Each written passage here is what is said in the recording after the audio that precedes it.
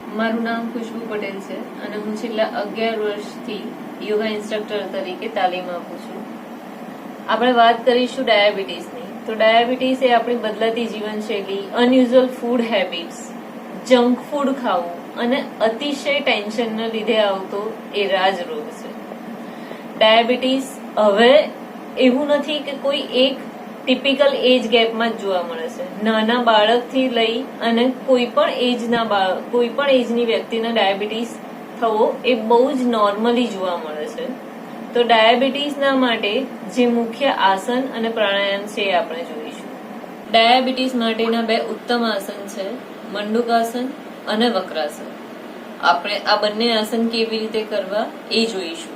મંડુકાસનમાં ધીમેથી તમારો ડાબો હાથ નાભી પર મૂકો, એની પર તમારો જમણો હાથ મૂકો. શ્વાસ છોડતા છોડતા છોડતા જમીન તરફ જવાનું છે અને માથું જમીન સુધી લઈ જવાનો પ્રયત્ન કરવાનો છે.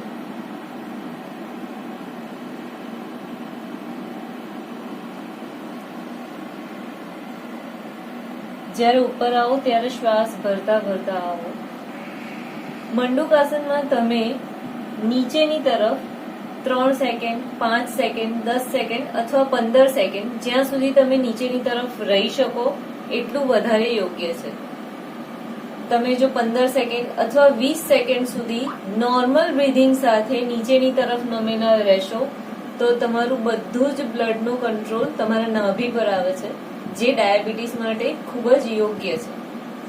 મંડુકાસનનું સેકન્ડ વેરિએશન, બંને હાથની મુઠ્ઠી વાળો, અંગૂઠા જોઈન્ટ કરો અને એ જોઈન્ટ વાળા ભાગને નાભી પર સેટ કરો. ફરીથી શ્વાસ છોડતા છોડતા છોડતા છોડતા છોડતા જમીન સુધી જાઓ.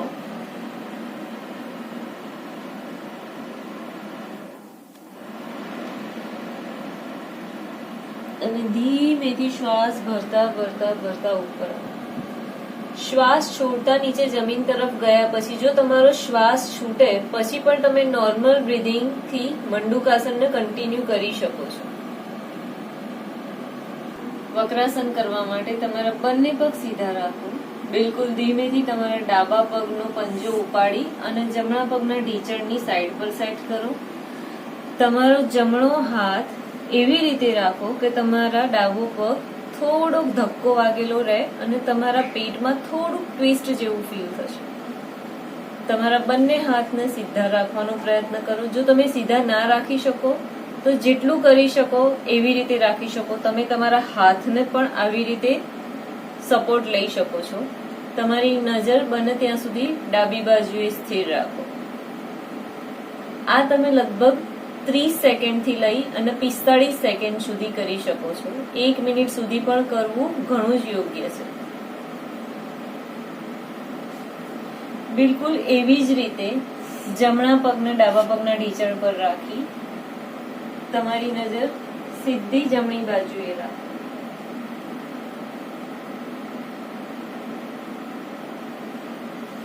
હંમેશા એવું ધ્યાન રાખવું કે જ્યારે તમે ડાબી બાજુએ કોઈ એક આસન કરો છો તો એને જ જમણી બાજુએ પણ રિપીટ કરવું જોઈએ. ત્યારે જ એ આસનનો સંપૂર્ણ લાભ મળે છે.